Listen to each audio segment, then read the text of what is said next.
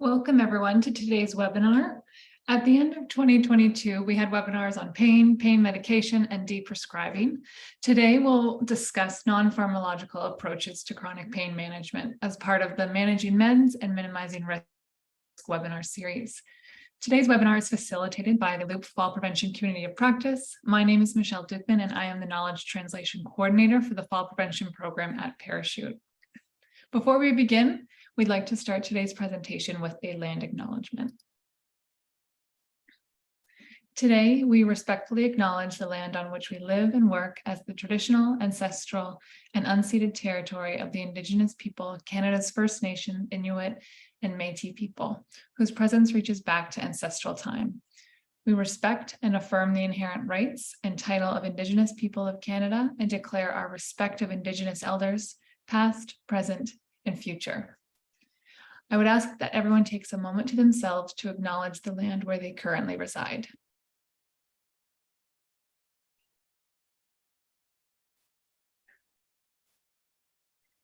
Next, I'll cover a few housekeeping items. During the webinar, if you have questions about the technology, please type them into the chat box.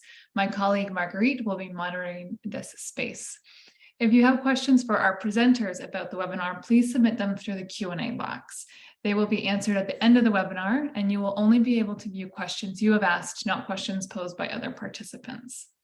The webinar is being recorded, and a link to the recording will be sent to all participants in a few days, along with the link to the presentation slides. I know many of you on the line are already Loop members, but for those who are not, we encourage you to sign up. Loop is the online communication platform the Fall Prevention Community of Practice uses to bring together its members from across Canada to problem solve and discuss how to implement evidence-informed and promising fall prevention practices. Listed on this slide here are just a few of the services that Loop provides, and there is no cost to register. As a reminder, the recording link and presentation slides will be posted on Loop in a few days. Now, I'd like to introduce our presenters. Jana McNulty, pharmacist and academic detailer with the Center for Effective Practice, and Andrea Martin, program facilitator with Southwest Self-Management Program with Ontario Health West. You can find a complete bio for our presenters on Loop. So without further ado, please take it away, Jana. You may now share your screen. All right.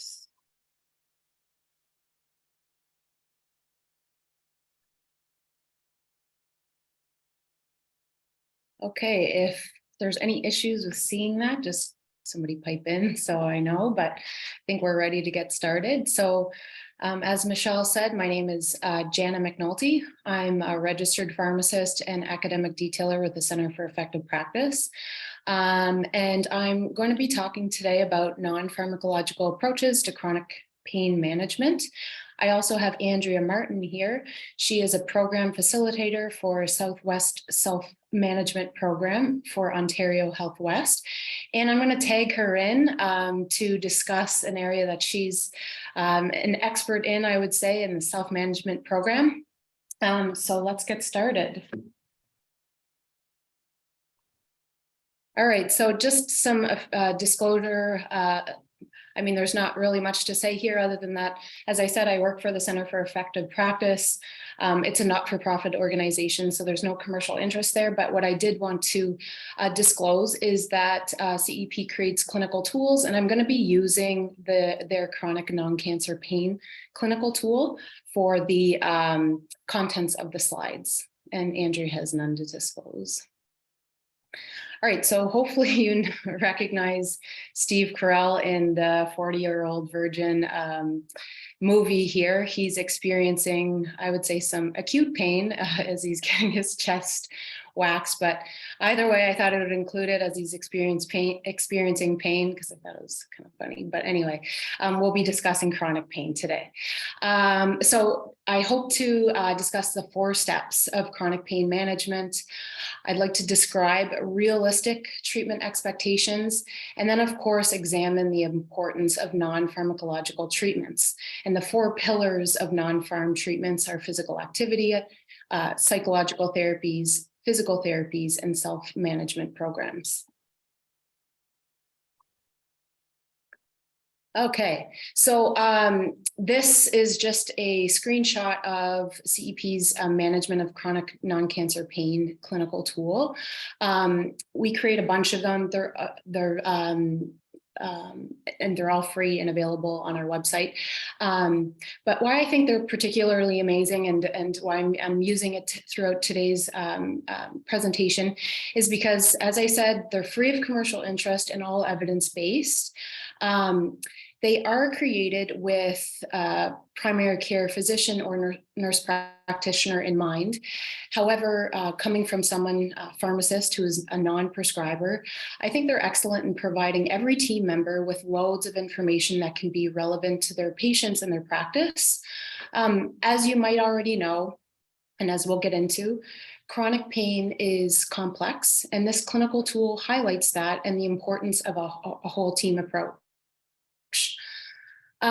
Okay, so just to quickly remind everyone, chronic non-cancer pain is defined as pain that typically persists or recurs for more than 3 months or past the time of normal tissue healing. That can include low back pain, neuropathic pain, fibromyalgia, osteoarthritis. This tool focuses on a multimodal approach to manage chronic non-cancer pain, which is super important. It's not only critical that we as clinicians understand the complex biopsychosocial elements involved in chronic pain, but that our patients understand it as well. Treating pain can be frustrating for both the patient and clinician because management can often be a process of repeated trials to determine the effects of specific treatments. And oftentimes these trials can take a few months to optimize. Another source of frustration is that there can be a misconception amongst patients that chronic pain is ultimately just a biomedical issue and that a prescription drug or a drug will treat or cure. Unfortunately, that's not the case. So unless you sort of start with the basics, educate your patient on the complexity of their pain and the importance of that multimodal approach to its treatment, you got to lay out that foundation so that you're setting them up for success.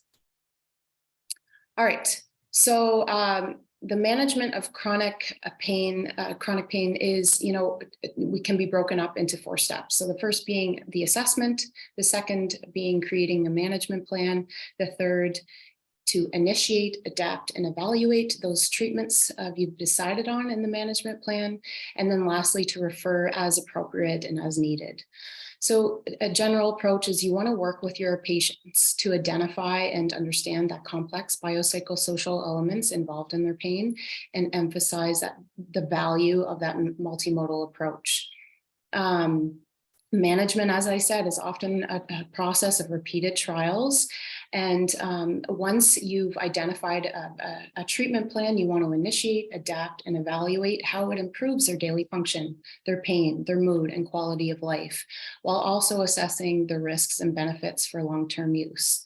So we'll start out with the assessment. So you want to begin to develop a rapport with the patient to encourage trust and information sharing. You want to ensure proper diagnosis of that specific chronic pain condition. So, if you've inherited any patients, you want to make sure that that fibromyalgia diagnosis is accurate, because if you don't have an accurate diagnosis, then you're not going to treat properly. Baseline and ongoing assessments are designed to help develop and monitor treatment plans. And you may want to consider a thorough baseline assessment for patients with a new diagnosis of chronic pain, for patients who are new to your practice, who have a diagnosis of chronic pain, or patients who are currently in your practice with an old diagnosis. So you want to make sure everything's up to date. And assessment, the baseline assessment, these are the components of it. And there's a lot to it. So they may need to be completed over more than one visit, and that's fine. So we're breaking this down into kind of the biopsychosocial elements here. So with regards to the pain condition and the physical exam, again, we want to make sure that diagnosis is correct. We want to find out and document any relevant physical exams that have been conducted. complete a brief pain inventory. So this can give you loads of information, and we want to see what they've used in the past, see what has helped or not helped, and look at what medications they're on, whether it's prescription or over the counter. With regards to functional and social history, this is all really relevant to our chronic pain patient. We want to see, their living arrangements, family and social supports, family obligations, work status, what's their sleep like, what are their relationships like. With regards to mental health, again, very relevant to our chronic pain patient. Do they suffer from depression or anxiety, or do they have any past traumas? And substance use history. So both in their family and personal, any struggles with alcohol or prescription medications or illicit drugs. And then with regards to an ongoing assessment, very similar. It's just, keeping a pulse on their chronic pain. So any new pain, any significant changes with regards to their pain, we're monitoring for yellow flags. And I'll get into that shortly here. Response to treatment. So we're looking at that BPI, which is a validated tool to see if they're making any progress. Monitoring adherence to any pharmacological or non-pharmacological therapies that you've recommended. Monitor adverse effects of those pharm and non-pharm therapies. And then again, always keeping a pulse on their pain, their function, quality of life, mood, and social function. SMART goals. Put these in your charts, monitor their progress, and I'll get into those in just a second. And then, of course, keeping an eye on any substance use history that may have redeveloped or popped up or worsened or what have you. So with regards to those yellow flags, there are risk factors, issues like depression, anxiety, trauma, adverse childhood experiences, and substance use are all risk factors for developing chronic pain itself, but they're also risk factors for experiencing worse outcomes than others. So these patients with any sort of these sorts of issues or history of them may require closer follow-up and greater emphasis on a diversified, non-pharmacological and pharmacological multimodal approach to treatment. So these guys especially, I would say it's important with everyone, but especially in these sorts of patients. Okay, so step 2. Management plan. So this is, of course, our pharmacological therapies, and what we'll focus on today are non-pharmacological therapies. And as I said earlier, the 4 pillars of that are physical activity, psychological therapies, physical therapies, and self-management programs. So based on your assessments that you've conducted, identify the non-pharmacological and pharmacological treatments that you and your patients feel comfortable starting. So before we jump into those 4 pillars, I just wanted to touch quickly on treatment expectations. I think this is super important to go over with your patients from the get-go so that they know what to expect, what to expect that they might get out of their treatments that they're about to embark on.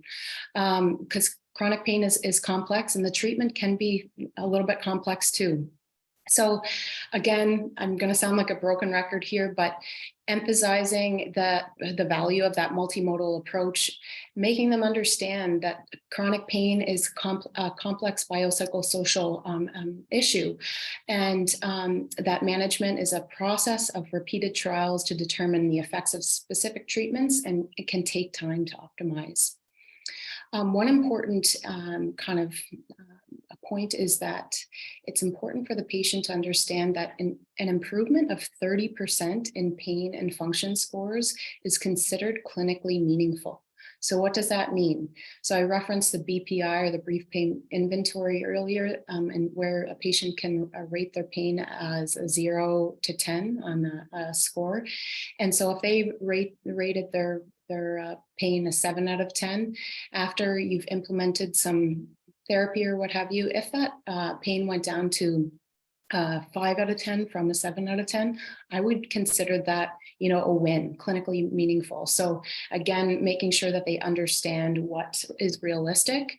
And SMART goals, I'll talk about these next. This is a way to kind of shift the focus away from kind of being hyper-focused on pain scores and moving more towards a focus on function.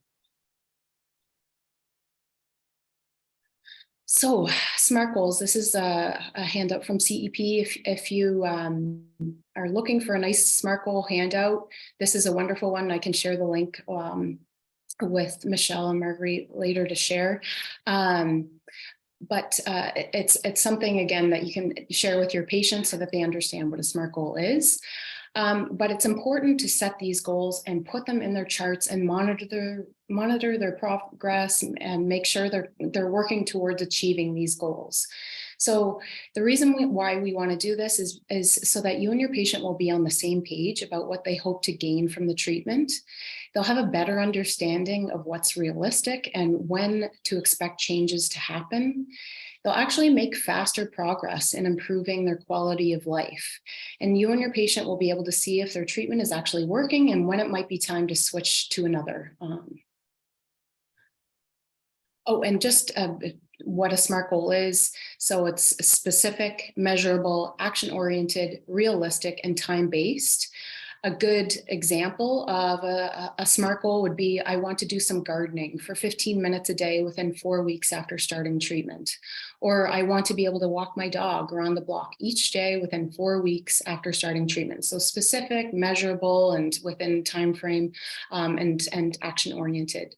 Whereas, I want to have less pain would be an example of kind of a poorly defined SMART goal. All right, so what's realistic? So what's realistic in terms of pain? As I already said, up to a 30% reduction is realistic and would be considered clinically meaningful. So if we started at a 7 out of 10, making it go down to a 5 out of 10, that would be realistic. Unrealistic would be to make their pain go to 0 out of 10. With regards to function, small gradual improvements in function and their ability to cope, whereas being able to do everything I used to do when I was 20 years old, that's unrealistic. And then with regards to side effects of these therapies that you're recommending, side effects that don't interfere too much with their life it would be realistic, whereas having 0 side effects is unrealistic. If you're making them start to move or exercise or be active, they're going to have sore muscles, and that's okay, and that's realistic, and it's not harmful. And with medications, there's 0 drugs with 0 medication. So what's reasonable for me that doesn't interfere too much with my life. Then debunking some pain myths, just to go over a few here. So some people believe that all my pain must be gone before I can start any sort of physical activity. That's a myth. Pain may never be gone, and you can learn how to be physically active safely and still make progress towards those SMART goals that you've created.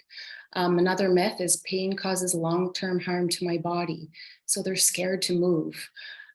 Whereas, debunking that, you want to tell them, yes, your body, having pain can be your body's way to tell us something's wrong, but it's different with chronic pain. Pain should not stop you from working on your SMART goals, and we can do this safely. I can expect to make the same amount of progress each day. That's a myth. There's going to be some good days, there's going to be some bad days, but overall it's making that progress, ultimately moving forward.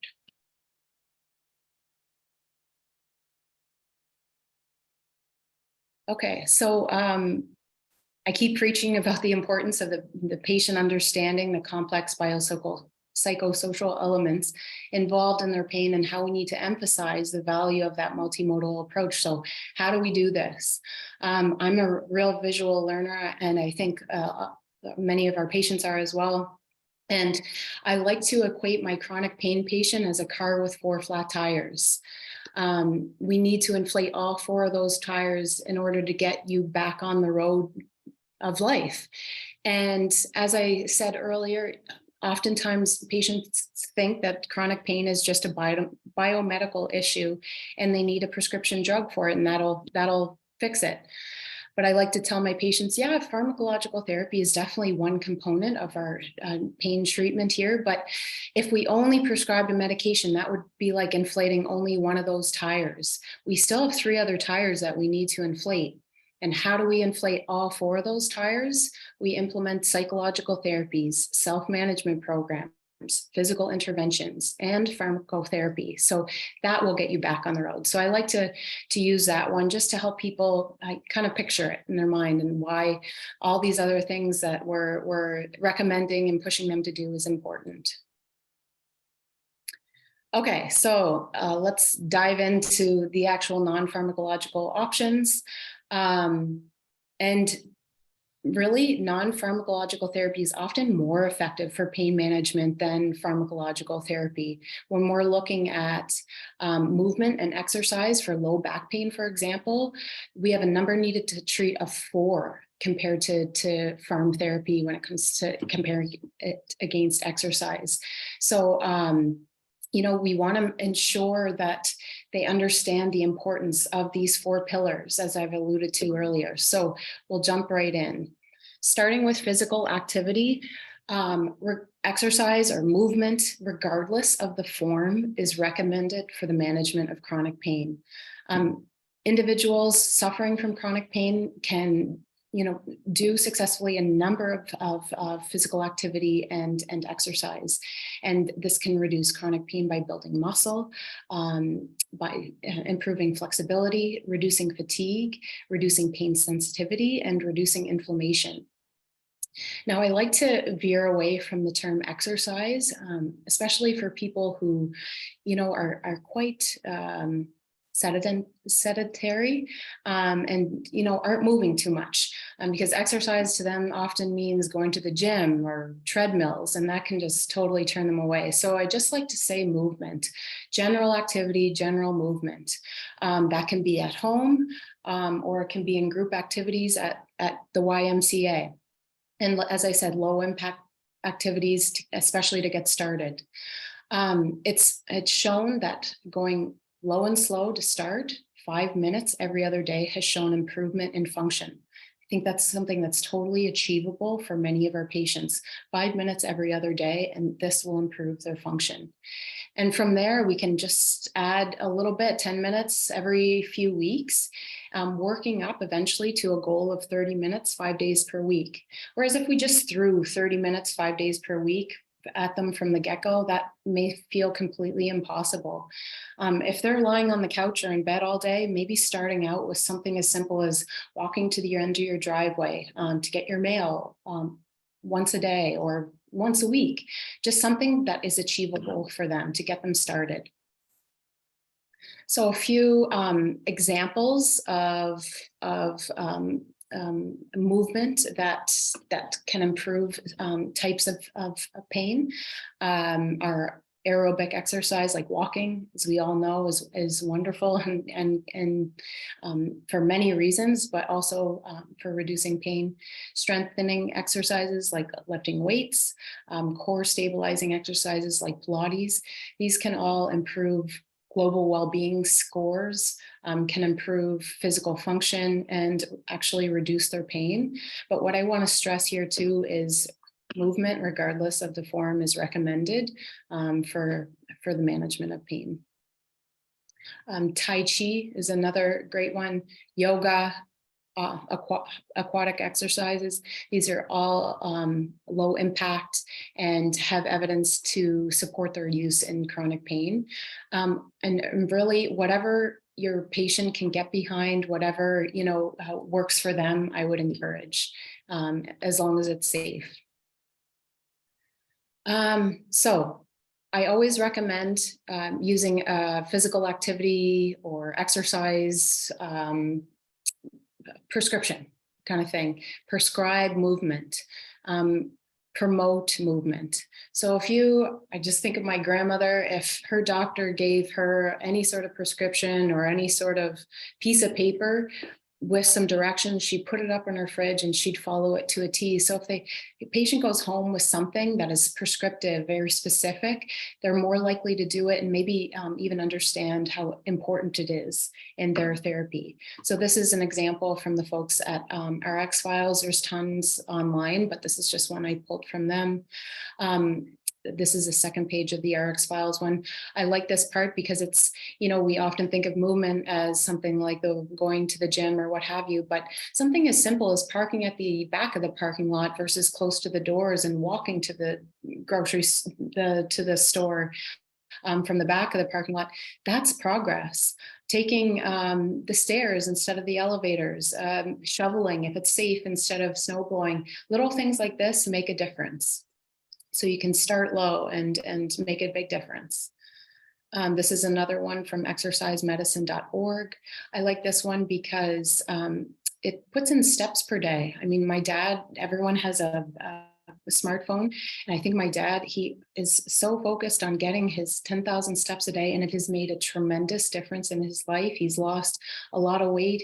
He has really bad arthritis in his knee that's improved incredibly. And it's all because of that, wanting to hit that number on his for steps on his phone. So little things that may, resonate or click with your patient to just get them moving. This is a handout from Osteoporosis Canada. I love this one. I recommend it to older adults all the time. So you've probably seen it before, but it's very prescriptive and detailed, and you don't need any, fancy equipment to do it. You need a wall, a chair, and stuff you have around the house to be able to do this one. And it's a handout that you can provide your patients with that they can follow and put on their fridge and do it exactly how it says to be done. So that's another one I like there. And there's just 2 pages of that one. Okay, so physical therapies. Since causes of chronic pain are often associated with damage to a joint or a muscle group, improving the range of motion of joints may improve symptoms. And this may be with a physiotherapist or physical therapist or a kinesiologist. In this case, more movement of joints encourages the body's natural response to mobility and muscle tone, endurance, and strength. And as a result of all this, our pain may decrease. So some ways that physical therapy might be implemented might be through manual therapy, through a TENS machine, a transcutaneous electrical nerve stimulation, or low-level laser therapy. And so a TENS is interesting because it's a little battery operated device that has leads connected to sticky pads called electrodes, and you attach the pads directly to the patient's skin. And when the machine's on, just small electrical impulses are delivered to the affected area, and the impulses can reduce pain signals going to the spinal cord and brain, and may relieve pain and relax muscles. But anyway, I often recommend these, as long as your physical therapist or physiotherapist is supportive of its use. And also when somebody's kind of in an acute flare of their chronic pain issue, or they're sore, this may help to bridge them to, implementing activity or something more long term. So these things are often just short term. So psychological therapies, these are so important. They're such an integral part of our pain management. Understanding and managing the thoughts, emotions, and behaviors that accompany the discomfort can help people cope more effectively with their pain, and can actually reduce the intensity of pain. So just getting people on board that specialize, whether it's social worker or a psychologist or what have you, lean into these people so that they can help in patients, especially in those suffering or are dealing with depression or anxiety. So some types of psychological therapies include CBT, so important. so much evidence for its use, and just a really important part of the management plan. Mindfulness-based interventions also important. Acceptance and commitment therapy are also important too, as chronic pain is chronic. There's often not a cure, and it's learning how to live with this pain. Some online kind of mental health resources that I pulled that I have heard wonderful things about are Mind Beacon, Abilitize CBT, Bounce Back Ontario, Mood Gym, Wobot. Now these are just some, there are tons out there, but just thought I'd throw in some free kind of web-based or app-based platforms that, just help people work through some of this, or if they don't have access to social work or psychologists or what have you. Okay, so I'm going to throw it to Andrea now just to discuss the importance of self-management programs. Thanks, Jana. So I was really asked to come and speak specifically about self-management and what the Southwest Self-Management Program really is all about. So I'm sure all of you have heard about self-management. And so I thought maybe we take a look at what it really means and how it can be an effective support to really manage our chronic pain. So Jana will be driving the slides, so I'll just ask her to forward the slides when it's needed to do. So Jana, go ahead and go to the next slide there. So we can start out really with a definition. So self-management involves what we decide and what we do to take control of ourselves. So it might include decisions around the actions related to our physical, social, emotional, or spiritual well-being. And because each of us has different values, different priorities, different resources, self-management can actually look different to everybody. There are any number of definitions. So on the slide, we have a definition from holistic nursing. Another definition I think I have from 2004 states that self-management can be defined as tasks that an individual must undertake to live well with one or more chronic condition. And these tasks include gaining confidence to deal with medical management. So things like monitoring what's going on, taking medications, performing treatments, and really navigating care. It can be the role of management, so carrying on with daily activities. And it's also emotional management. So the thoughts about the future, difficult emotions like anger, fear, frustration, depression.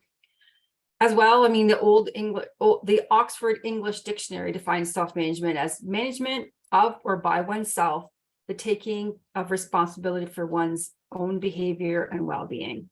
Lots of different definitions there. And if we pull those definitions apart, self-management is the use of skills to manage the work of living with your chronic pain while continuing on with those daily activities. At the same time, you must also deal with emotions brought about by your condition. So managers, if we look at that, are in charge, but they don't do everything themselves. So they work with others, for instance, consultants. That makes the managers, what they're responsible for is actually making the decisions and then making sure that those decisions are carried out. So self-management is about being active in your health, not passive. So as a chronic pain manager, you gather all that information, you gather a health team, and once you have that health team in place and they can give you their best advice, then it's up to you to follow through with that. Go ahead to the next slide, Jana. So just building on the idea of an active health manager, we know that effective pain management involves an observant person talking openly with their healthcare professionals. So on the slide here, I have something called our symptom cycle. And this is specific to that I pulled out from our chronic pain symptom cycle. And it really highlights that chronic pain has many causes. And so this image is actually taken from Living a Healthy Life with Chronic Pain, which is the resource book that is given out in conjunction with the self-management workshop created through the vast resources and research by Stanford University. And you can find all this research on the Self-Management Resource Center. So they used to be affiliated with Stanford University and Kaiser Permanente. They are their own entity now, and there's some really great research out there that you could all take a look at to see what effect their self-management programs can have. So when we think about all the things that impact chronic pain, I mean, it can be pretty overwhelming to the patient. So it can really help to realize that, yeah, there's lots of things that cause it, but therefore there are lots and many opportunities to actually break this symptom cycle then. And there are a few things to kind of remember about self-management techniques. So not all management techniques will work for everyone. And learning new skills and gaining control of the situation take time. So it's about not giving up too easily. As well, the self-management techniques that you choose to use should also not have a negative effect on you. So I share all this information about self-management just to show how impactful taking on an active role in a person's health can be. And because there are so many inputs that having this good client-patient, clinician-patient relationship is very important to encouraging someone who is living with chronic pain to become a good self-manager. Next slide, please, Jana. Yeah, there you go, thanks. So the skills needed to be a good active manager can be taught. So for the past 12 years or more, Ontario actually has been sharing self-management kind of in two arms. So one arm is patient-facing. So these are patient-facing workshops to share skills and tools around self-management. And the second arm is education for health professionals so that our clinician can learn to work differently with patients. Really, it's about learning the different skills to encourage patients to be an active participant in their own health. There are self-management programs right across Ontario, and they actually sit or housed within a variety of settings. So some are in community health centers, some are in hospitals. The program I actually work for is called the Southwest Self-Management Program. So our region is really Tobermory to Lake Erie, and we're actually housed within Ontario Health West. So all these programs have similarities, and we're all tasked with providing evidence-based or evidence-informed programming right across Ontario.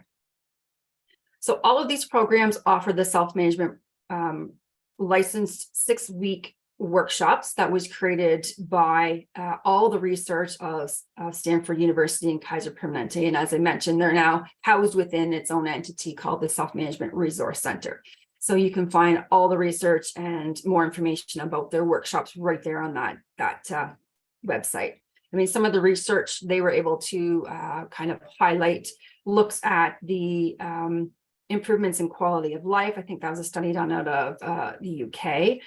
But also past research has really shown that after the workshop, so post participation in those workshops showed fewer hospitalizations, sometimes an increase of physician use, and so there is a suggestion that people are actually seeking the most appropriate level of care for what they need.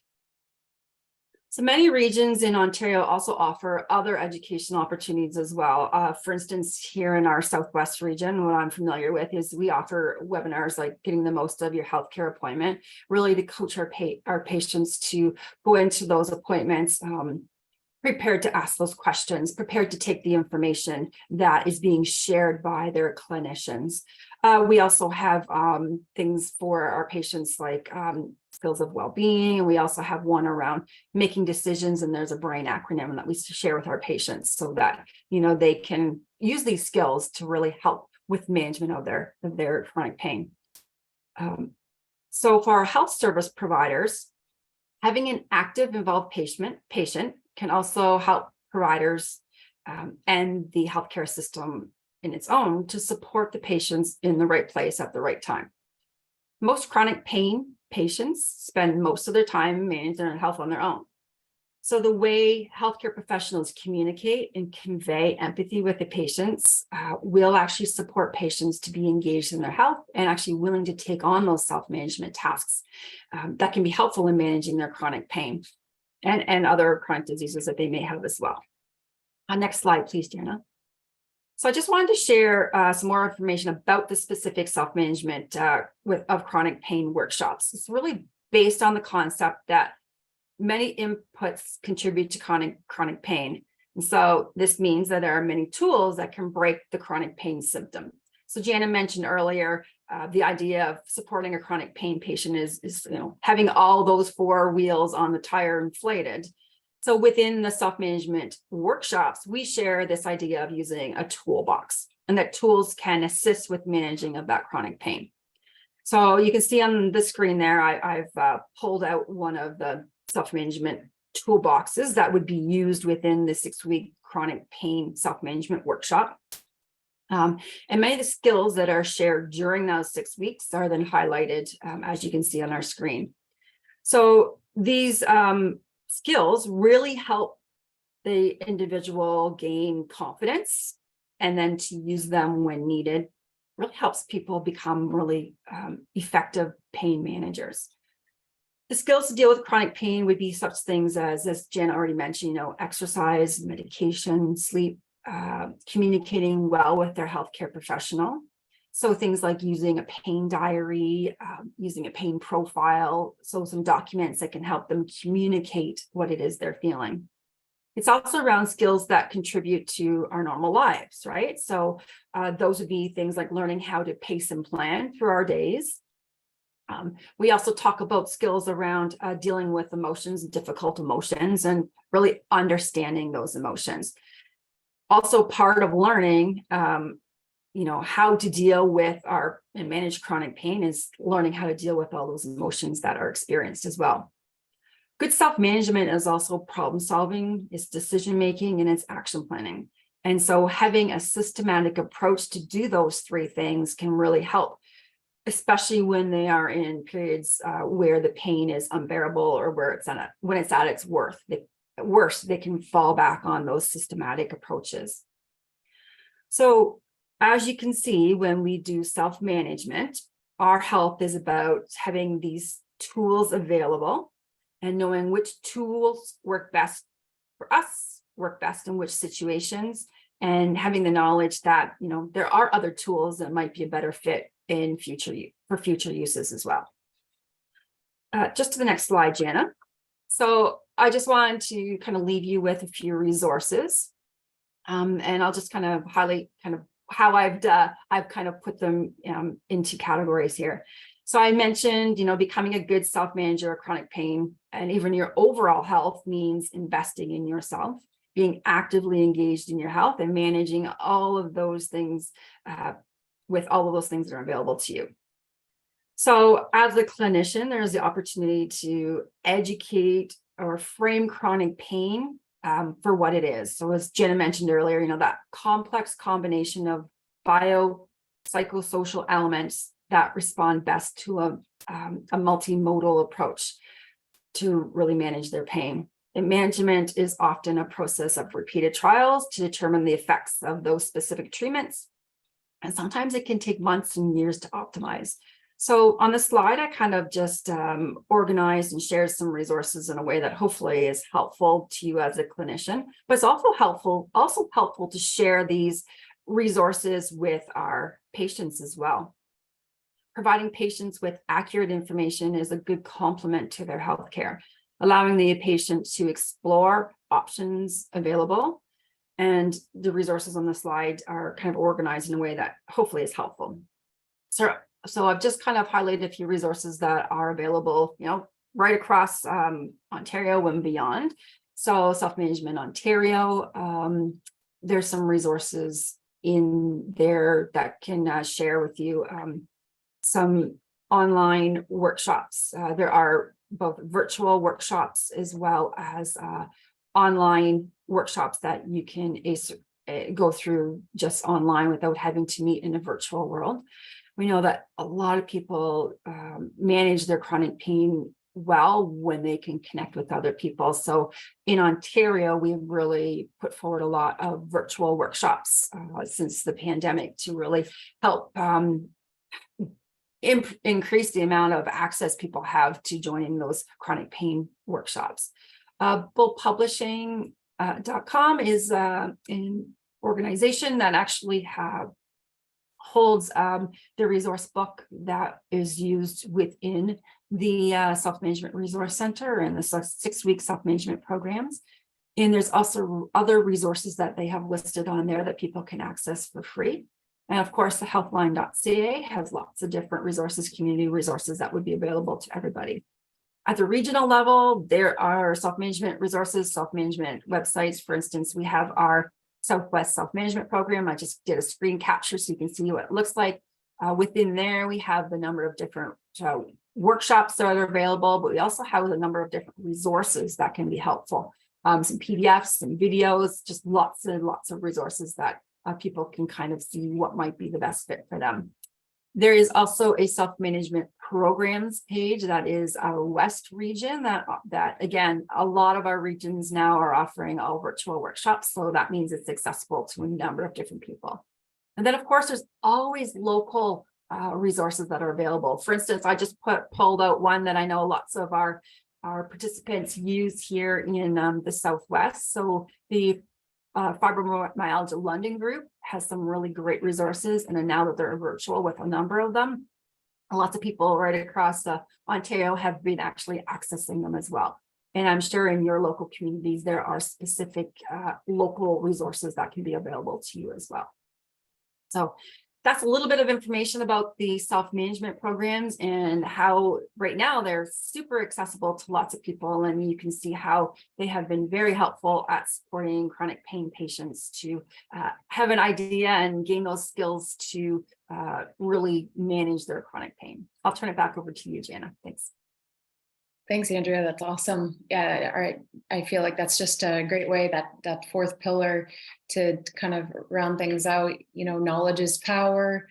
These self-management programs provide our patients with lots of knowledge, and that empowers them to be able to take, you know, their health into their own hands and learn about ways that they can do that. So it's they're so important. And Andrea, correct me if I'm wrong, but the Ontario self-management, that's a tongue twister. It's free, right? And you don't need do you need a referral? Yeah, thanks, Jana. Yeah, I did not mention that. So right across Ontario, all of our self-management programs are free. And as well, you do not need a referral.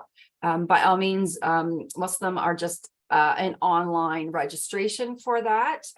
So we are actually able to provide the resource book to those individuals for free, who actually come to the workshops as well. So a great resource that is funded right across Ontario.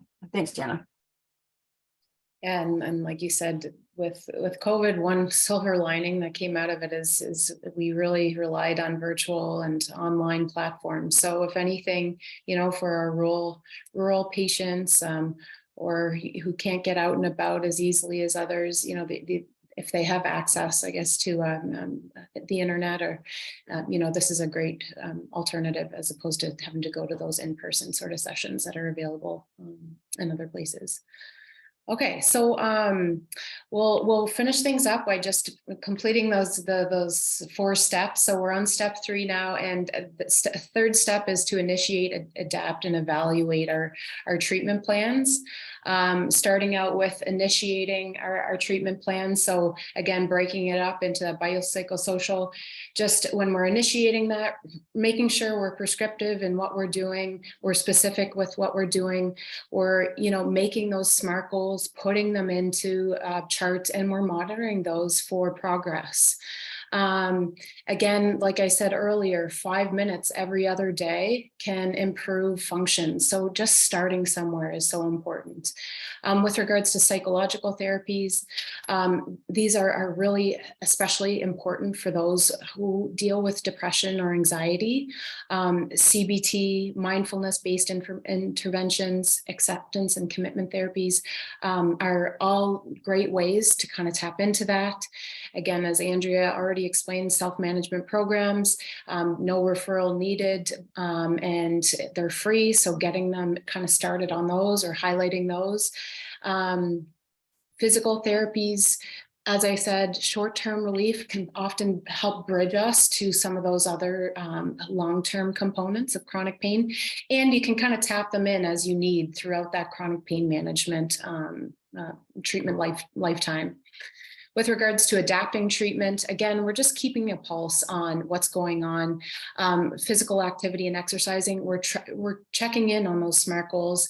We're adding time if they've started out with a time-based or step-based, we're adding to that slowly, low and slow, psychological and self-management programs. We're encouraging them to use the strategies that they learned with them, asking about them and seeing how they're implementing them into their chronic pain management. And then with physical therapies, also sometimes, what you're recommending requires sort of a minimum amount of sessions. So making sure that they're doing, the at minimum what is recommended for their specific type of pain. And then lastly, evaluating treatment. So again, using those validated tools like the BPI to see how they're making out, see how their pain is, see how their function is, watching those SMART goals, see how they're progressing with those, and even pull them up and show them where they started and show them where they're at to see that there's been progress made, and that can be so rewarding and encouraging and motivating. So just using those validated tools to see how they're making out and checking the pulse on pain, function, quality of life. All right. Okay. And then step 4 is just referring as appropriate. So with regards to psychological therapy, as a primary care provider, this may be out of your scope. So when to refer, if the patient has moderate to high levels of distress, you may want to refer out to, somebody you can lean into. If they have difficulty adjusting to life with pain, if they're struggling to change their behavior and maintain normal activity levels or normal activities, or if they're referred to a pain specialist service, then you may want to add to that psychological therapy. A pain specialist service. So this is more around medications, but if you've tried at least 4 drugs for a specific pain condition, like neuropathic pain, if there's been 4 or more drugs used, then you may want to refer. Opioid dose, if they're on a high dose of opioid, and again, this is more pharm focused, but they're on high doses of opioids, you may need to lean into more of a specialist there. And then inadequate responses to the non-specialist management recommendations that have been made. A multidisciplinary pain management program. These are, a wonderful because they have a whole team that, are right there kind of in one program. But if the patient has poor functional capacity, they may benefit from something like this. If they have moderate to high levels of distress, if they have failed to benefit from other less comprehensive therapies, then they may, you may want to source a pain management program kind of in your area. Okay, and we'll wrap up here. Again, the importance of that baseline and ongoing assessment, making sure you have the right diagnosis, doing all the physical exams, documenting, creating SMART goals, all those sorts of things. You're setting treatment expectations, both for you and the patient, so that they know what is reasonable. Using that multimodal approach. And just to throw this out there, first line treatment for chronic pain are those 4 pillars and non-opioid meds. So I always like to highlight that because opioids are not considered first line in any kind of chronic non-cancer pain first line treatment. And then we're always, following that initiate, adapt, and evaluate. And that can be with physical activity, that can be with psychological therapy, that can be with pharmacological therapy, but we're always kind of using that sort of approach. Okay, and that's it there. So I think I'll stop sharing and just open it up to any questions. Michelle, do you want me to stop sharing? Is that how? Sure. I do like your slide though with the contact information, but I do have a slide with your contact info, so I'll share that. But I want to thank you both for such a great presentation. And it's been a great way to put a button on our English webinars of the Managing Meds, Minimizing Risk webinar series. I'll remind everyone that we do have a final webinar in this series on April 5th in French that'll focus on deprescribing. So just wanted to throw that out there. But thank you again for such a wonderful presentation. Really easy to follow, great information, tons of tools were shared, and we'll make sure that we share those out with everyone in the post-event package with the link to the slides and the link to the recording. So if anyone else has any more Q&As, any questions for our Q&A session rather, please put it in the Q&A box below.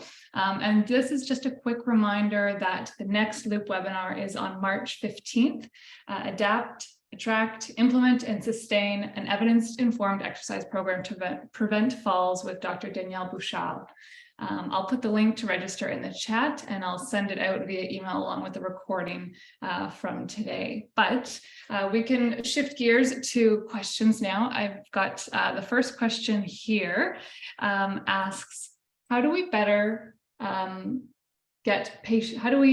better patient buy-in to this multimodal approach to chronic pain? Despite extensive education on what chronic pain is, how best to treat it, and what are realistic goals, etc., I consistently have patients say, I have tried that, it didn't work, or I went to a chronic pain clinic and it didn't help. It seems that no matter what analogies I use, how much education I provide, they just assume nothing will work. And honestly, they are not always willing to put in the effort needed. Examples like attending physiotherapy or psychology. Wondering if you have any tips. I know we kind of touched on it throughout the presentation, but if you have any final words on that. Yeah, I mean, I feel like 100 people could have asked the same sort of question. It is tough. It's, as I said, chronic pain is complex and the treatment can be too. And it's not, with a lot of types of chronic pain that we're treating, with regards to the medications, for instance, if we're using an antidepressant, sometimes it can take up to 4 weeks to just kind of get to the target dose. And then you're going from there, that's 4 weeks. So it can be a long road.